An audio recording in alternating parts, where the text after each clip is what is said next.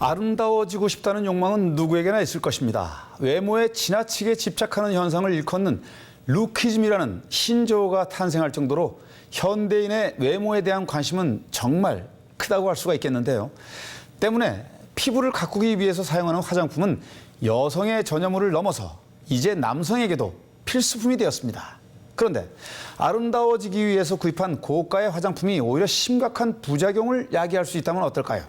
최근에 인터넷을 통해서 불티나게 팔리고 있는 화장품에서 중금속이 검출됐다고 합니다.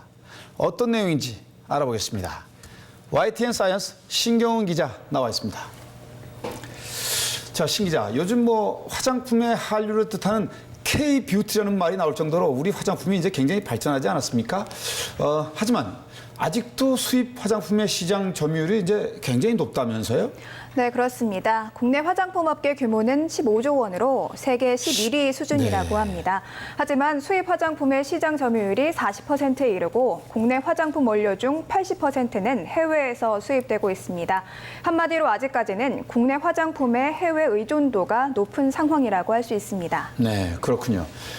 게다가 이제 그 수입 화장품이 우리나라에서 이제 유독 좀 비싸게 팔린다고 하는데 그럼에도 불구하고 우리 소비자들이 그 수입 화장품을 선호하는 이유 왜 그렇습니까? 네, 소비자 인식조사에 따르면 소비자의 92.7%가 수입 화장품 가격이 비싸다고 인식하고 있는 것으로 네. 나타났는데요.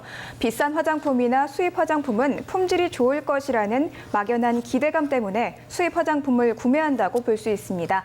실제로 응답자의 67.3%가 화장품은 가격 대비 품질이 좋을 것이라는 막연한 기대가 있다고 응답했습니다. 네, 그랬군요. 하지만 이제 수입 화장품 성분 논란은 끊이지 않고 등장하는 것 같은데요. 최근에는 이제 일본산 원료를 사용한 화장품을 바르면 피부암에 걸린다. 이런 괴담까지 등장하지 않았습니까? 뿐만 아니라 수입 화장품을 사용한 후에 부작용을 호소하는 소비자들이 증가하면서 출시된 제품을 회수하는 사태까지 연이어서 속출하기도 했었죠.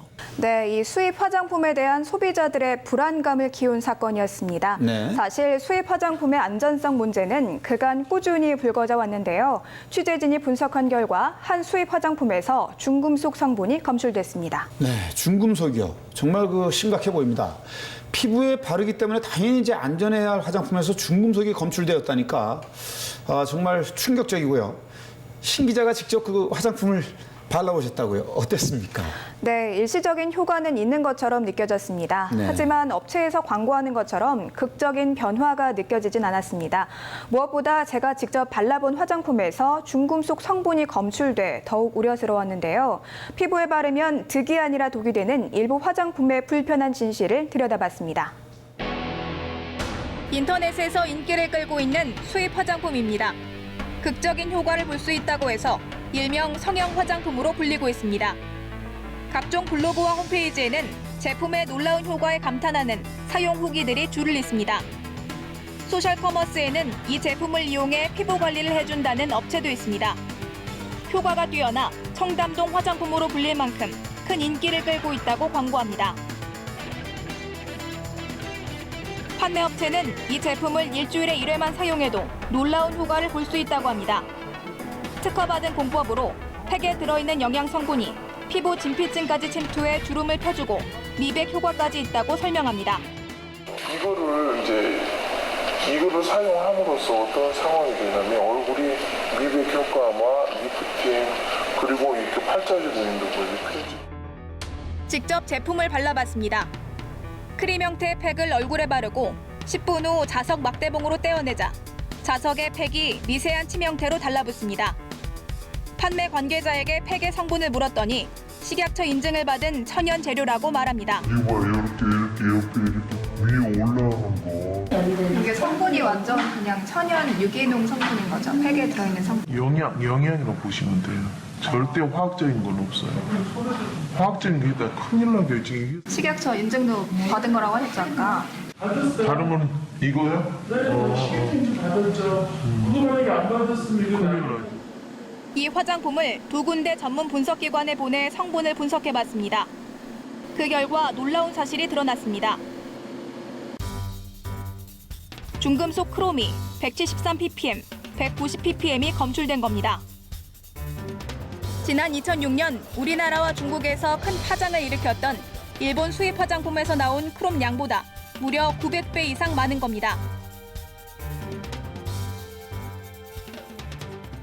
지난 4월 개정된 식약처의 화장품 안전 기준 등에 관한 규정에 따르면 크롬은 화장품 원료로는 절대 사용해선 안 되는 중금속입니다. 크롬 자체가 화장품 배합에 사용할 수 없는 물질이에요. 크롬 및 크로믹 액시드 및 그 염료잖아요. 네네. 그거는 배합 금지라는 거잖아요. 네. 크롬은 분자 구조에 따라 삼가 크롬과 육가 크롬으로 구분됩니다. 삼가 크롬은 생체에서 당 대사에 관여하는 등 몸에 필요한 원소지만 육가 크롬은 강한 독성을 지닌 발암물질입니다.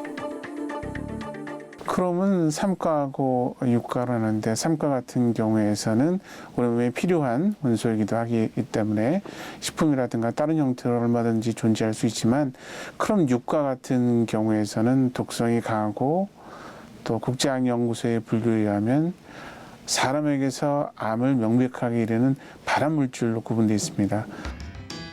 중금속 크롬은 높은 온도의 공업 용광로에서 열 저항성을 지닌 벽돌을 만들거나 스테인리스 강철, 합금을 만드는 데 사용됩니다. 산업 폐기물로 만든 시멘트 분진에서 육가 크롬이 검출돼 유해성 논란이 일기도 했습니다. 육가 크롬을 흡입한 경우 기도에 염증 반응이 일어나며 뚜렷한 원인 없이 숨쉬기 어려워지는 폐섬유증과 만성 폐질환인 폐기증이 발생할 수 있습니다. 동물 실험 결과 육가 크롬에 노출된 경우 근골격계와 소화기계 암이 발생했다는 연구 결과도 있습니다. 육가 크롬 같은 경우에서는 사람에게 명백하게 암을 일으키는 물질이기 때문에 별도 기준이 없고 절대로 포함돼서는 안 되는 그런 물질이라고 볼 수 있습니다. 사람에게서 암 발생 가능성 또 알레르기 작용을 고려하게 되면 가능하면 독성 있는 물질이기 때문에 피하는 것이 좋을 것 같습니다. 크롬 성분이 피부에 장시간 고농도로 노출될 경우 과민성 피부염과 습진을 유발할 수 있습니다. 아름다워지기 위해 피부에 바른 화장품이 오히려 독이 될 수 있는 겁니다. 피부에 노출되면 피부에 궤양이 생길 수 있습니다. 알레르기 접촉 피부염이 생길 수가 있습니다. 알레르기 접촉 피부염은 노출된 지 1주 내지 3주 후에 홍반, 인설, 수포 그리고 가려움증을 동반하면서 그 증세가 나타나게 됩니다. 피부를 건강하고 아름답게 가꾸기 위해 사용하는 화장품.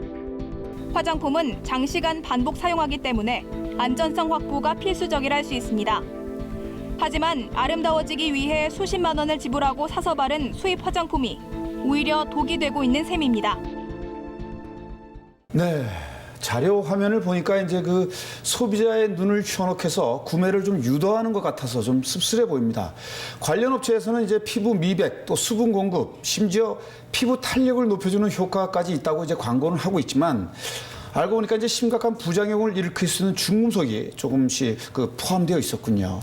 네, 이 화장품에서 검출된 성분은 건강에 해가 된다고 알려진 물질입니다. 네. 게다가 이러한 중금속은 자연스럽게 배출되지 않을 뿐더러 장시간 고농도로 노출될 경우 접촉성 피부염이나 피부 궤양을 유발할 수 있습니다. 네.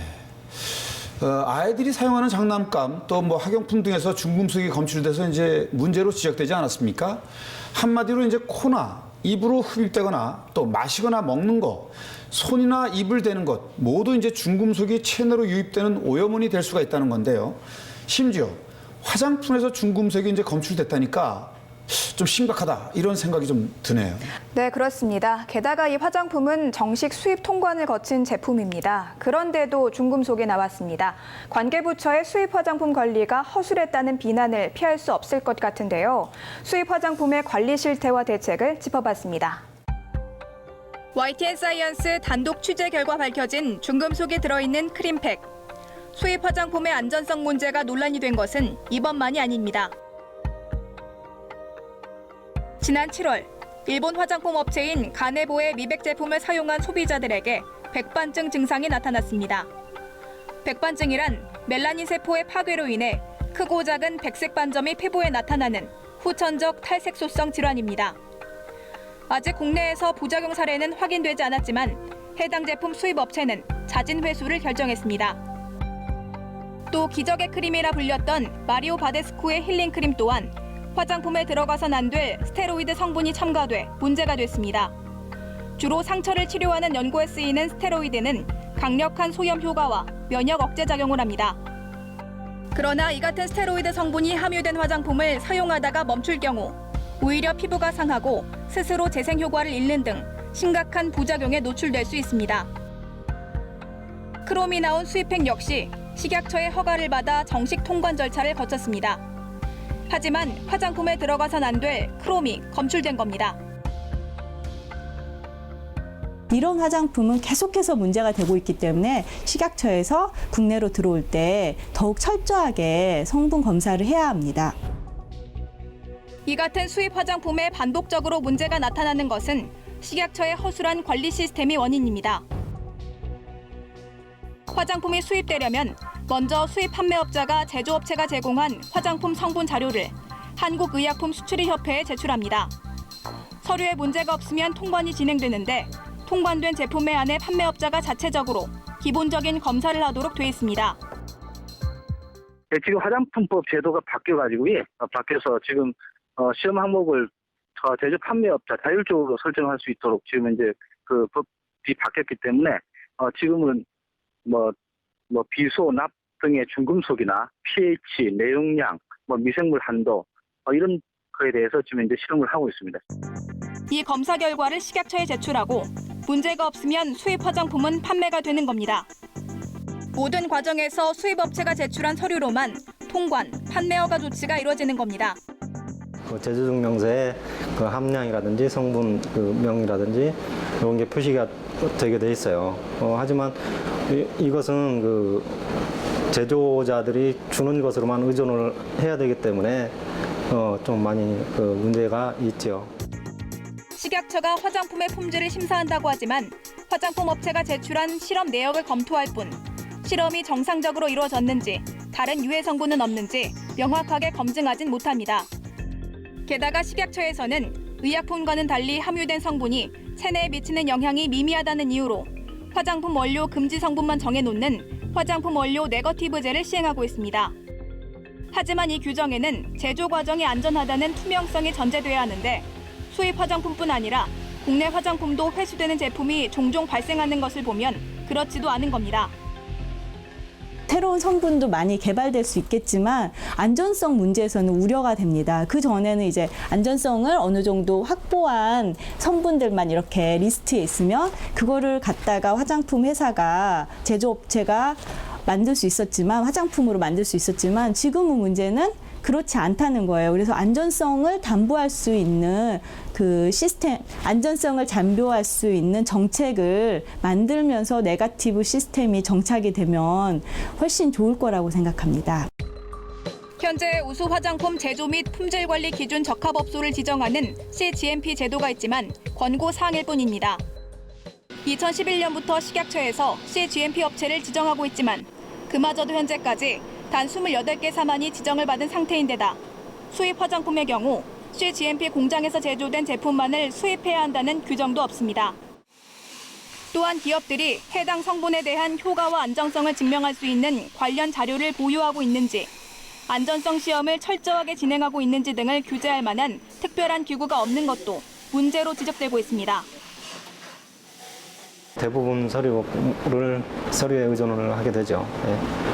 그러다 보니까 이제 실제로 수입하면서도 제조업자가 그 기준에 안 맞는 그게 들어가 있어도 원료가 들어가 있더라도 파악이 안 되는 부분이죠. 식약처가 수입 화장품 성분에 대해 표본 조사를 시행하거나 상시 모니터링을 하지 않기 때문에 별도의 신고가 접수되지 않는 상황에서 문제 제품을 적발하기는 현실적으로 쉽지 않습니다. 한마디로 화장품 품질 관리가 사전 검증이 아닌 사후 대책에 그칠 수밖에 없는 겁니다. 수입 화장품의 품질 안전성을 보장하기 위해서는 식약처가 사전 단속을 보다 강화하는 것뿐 아니라 외국 화장품을 국내에 들여오는 수입 판매업체의 인식 변화도 필요합니다. 복용을 하거나 바르거나 이렇게 되는 경우에 대해서는 좀 더 엄격한 안전 기준이 사전적으로 적용되는 게 필요하다 봅니다. 그것이 화장품 업계에게도 저는 득이 된다고 생각합니다. 식품에 비해 허술하게 그지없는 수입 화장품 관리 시스템. 안이한 정부의 인식 속에서 중금속과 스테로이드가 섞인 불량 수입 화장품이 손쉽게 국내에 들어오고 있습니다. 허점 없는 관리와 사전 단속이 시급한 상황입니다. 네, 정말 그 화장품은 이제 의약품이 아니다 보니까 화장품 성분이나 부작용에 대한 검사가 좀 다소 좀 허술한 것 같군요. 하지만 이제 소비자들은 화장품이 의약품 이상의 효과를 가질 수 있다는 믿음을 좀 갖고 있는 것 같은데요.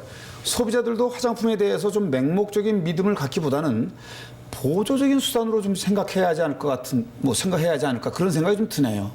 네, 그렇습니다. 때문에 소비자들은 해당 제품이 내 피부에 잘 맞는지 또 화장품 사용 효과를 실제로 경험했는지 등을 종합적으로 평가한 후에 합리적으로 제품을 구매하는 자세가 중요하다는 생각이 듭니다. 네, 맞습니다.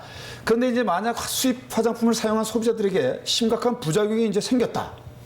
피해 보상 어떻게 받습니까? 네, 그 부분이 문제인데요. 네. 흔히 화장품은 여러 종류를 사용하기 때문에 특정 제품 때문에 부작용이 발생했다는 것을 입증하기 어렵습니다. 그렇죠. 게다가 소셜커머스나 오픈마켓 등을 통해 구입한 경우에는 통신 판매업자에게는 법적 책임이 없기 때문에 보상받기 어렵다고 합니다. 그렇기 때문에 수입 화장품에 대한 사전 검증과 법적 규제가 더욱 강화될 필요성이 있다는 생각이 듭니다. 네.